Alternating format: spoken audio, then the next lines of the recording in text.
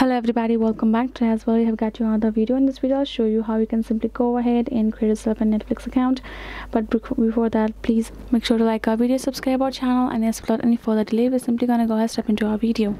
For the matter, we're gonna access our particular browser just right over here and go to search bar and type in netflix.com and simply search it up. Go ahead, tap on this official website of it. And now you will find this get started option, right? Go ahead, go to this email address section and simply add in yourself a email. Make sure the email is that you do not have an account with that email, right? All right, and tap on this get started afterwards. And once you have done so, you will find this interface where you're gonna go ahead, enter your information and create yourself a password and tap on this continue, where you're gonna get a confirmation email on your particular email that you just added. Go ahead, open it up, and once you have tapped on the confirmation email, then you will be able to create yourself a Netflix account just like that.